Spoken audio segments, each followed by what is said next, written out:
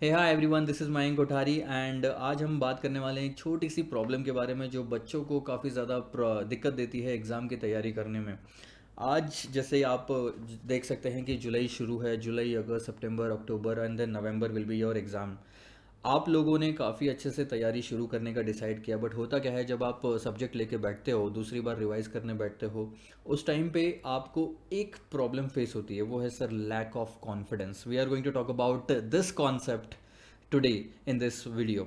So what is exactly the lack of confidence? जब आप एक बार किसी कोर्स को, let's take an example, SFM का लेते हैं।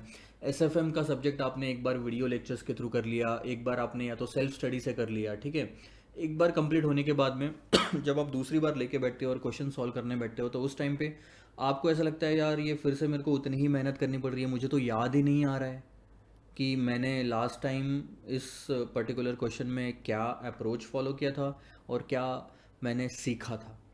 तो सेकंड टाइम भी जब आप करते हो तो आपको कॉन्फिडेंस बिल्डअप नहीं होता आपका उसके ऊपर में, और आपको उतनी ही मेहनत वापस करनी पड़ती है समझने में, उतने ही एफर्ट्स करने पड़ते हैं। और तब जाके आपको ऐसा लगता है कि यार मैंने पिछली बार जब 3 महीने इस सब्जेक्ट में डाले या 2 महीने मैंने इस सब्जेक्ट में डाले, उतनी ही मेहनत मेरे को वापस से करनी पड़ रही है। तो क्या जब मैं एग्ज़ाम में बैठूंगा और कोई क्वेश्चन मेरे सामने आएगा, तब भी मुझे यही करना पड़ेगा? तब भी अगर मुझे याद नहीं आया तो? और यहाँ पे आपका कॉन्फिडेंस जो है उस सब्जेक्ट में और आपकी तैयारी या जो आपका जो मोराल है वो टूट जाता है।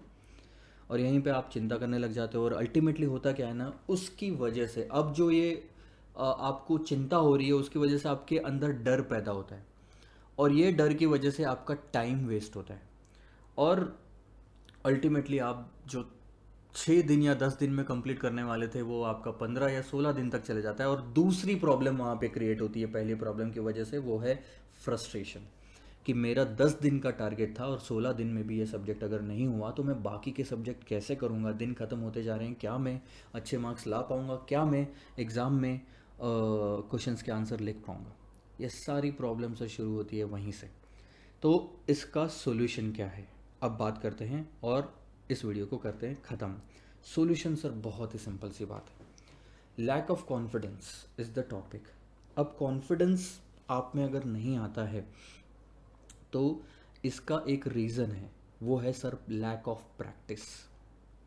सिंपल सा रीज़न मैं बताऊं, अगर कॉन्फिडेंस बूस्ट करना है तो प्रैक्टिस ज़रूरी है।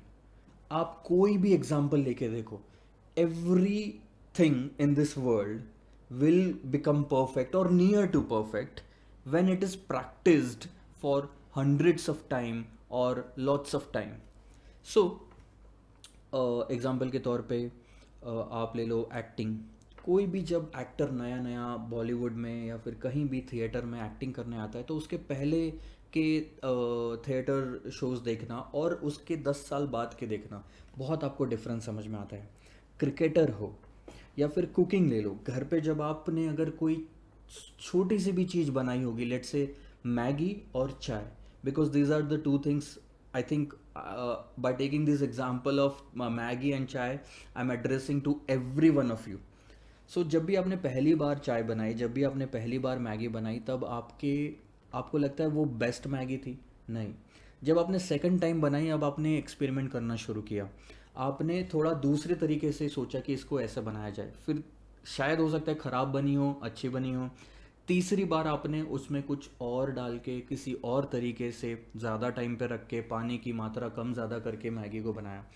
तो जब चौथी पांचवी बार बनाया, तब जाके आपको कहीं सेटिस्फैक्शन आता है। और आप ये चीज़ समझो, जब आपने पहली बार अगर मैगी का पैकेट अगर आप हाथ में लेते हो, आज तक कभी मैगी आपने नहीं बनाई और पहली बार अगर आप मैगी का पैकेट हाथ में ले रहे हो, तो होता क्या है, आपको पता नहीं होता कि मैं बना पाऊंगा कि नहीं बना पाऊंगा। लेकिन आज अगर मैं आपको बोलूं, हॉस्टलाइट्स या फिर जो भी है, आई थिंक सब लोग बहुत बार मैगी और चाय तो बना ही चुके हैं, लेकिन आज अब जब आप किचन में जाओगे तो आपके चेहरे पे वो नर्वसनेस नहीं आती, आपको वो लैक ऑफ कॉन्फिडेंस वाली फीलिंग नहीं आती। आपके अंदर कॉन्फिडेंस होता है कि मैं चाय अच्छे से बना लूँगा, मैं मैगी अच्छे से बना लूँगा। क्यों सर? ये रीज़न है प्रैक्टिस का। आपने इतनी प्रैक्टिस कर ली है कि अब आपके अंदर से जो डर है वो चला गया है। अब आप कॉन्फिडेंट हो कि आप अच्छे से वो चीज़ कर पाओगे। The same thing happens with the subjects and the exam preparation. अगर आपको कॉन्फिडेंस नहीं आ रहा है किसी सब्जेक्ट पे, तो उसका सिर्फ एक ही रीज़न है सर, आपने प्रैक्टिस इनफ नहीं की। सो व्हाट टू डू, बस प्रैक्टिस करो। सेकंड टाइम आप वापस से पढ़ो, कोई और तरीके से पढ़ो, कुछ नया सीखो। सेकंड रिवीजन में भी आपने कुछ सीखना चाहिए। लेट्स से फॉर एग्जांपल एक स्केल बनाते हैं, तो उस स्केल में अपन 10 चीज़ें रखते हैं। तो पहली बार जब आपने रिवीजन आप पहली बार आपने पढ़ा तो आपने शायद 3 चीज़ें सीखी।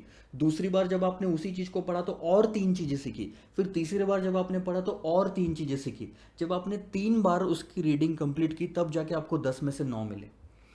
पहली बार में तो 10 में से 3 ही मिले ना, कहाँ से कॉन्फिडेंस आएगा? तो आप समझ रहे हो इस बात को? कभी भी ऐसा मत होने दो कि कॉन्फिडेंस नहीं आ रहा या क्वेश्चन कोई सॉल्व नहीं हो पा रहा, उसकी वजह से आप अपना मोराल या आप डिसअपॉइंट हो जाओ और टाइम वेस्ट करना शुरू कर दो। Don't search for anything on the internet, don't ask anyone, any of your friend, nothing. You don't have to do anything, just practice, that's it. और कुछ करने की सर ज़रूरत ही नहीं है। तो प्रैक्टिस करो, सेकंड टाइम फिर से ट्राई करो, थर्ड टाइम फिर से ट्राई करो, फोर्थ टाइम फिर से ट्राई करो। आप एक टारगेट बना लो, मन में फिक्स कर लो कि जब तक मैं इस सब्जेक्ट की 3 रिविजन्स कंप्लीट नहीं कर लेता, तब तक मैं खुद से भी एक्सपेक्ट नहीं करूंगा कि मैं एग्जाम में बैठने जाऊं। तब तक मैं एक्सपेक्ट भी नहीं करूंगा कि मुझे कुछ आना चाहिए। अगर आप एक्सपेक्ट ही नहीं करोगे कि आपको कुछ आना चाहिए, आप एक्सपेक्ट कर लोगे कि यार हाँ ठीक है, अभी तो मेरी प्रिपरेशन कंप्लीट हुई ही नहीं है। 3 रिवीजन खत्म होने के बाद प्रिपरेशन खत्म होती है, और तब जाके आप एनालाइज करना, इवैल्यूएट करना खुद को कि क्या आपको आता है ये सब्जेक्ट या नहीं आता है। हर अगली रीडिंग जो है आपकी, आपके अंदर थोड़ा कॉन्फिडेंस और बढ़ाएगी। ये मेरी बात लिख के ले लो।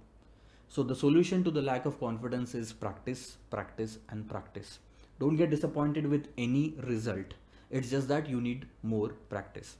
So go ahead and stay confident about your preparation. See you.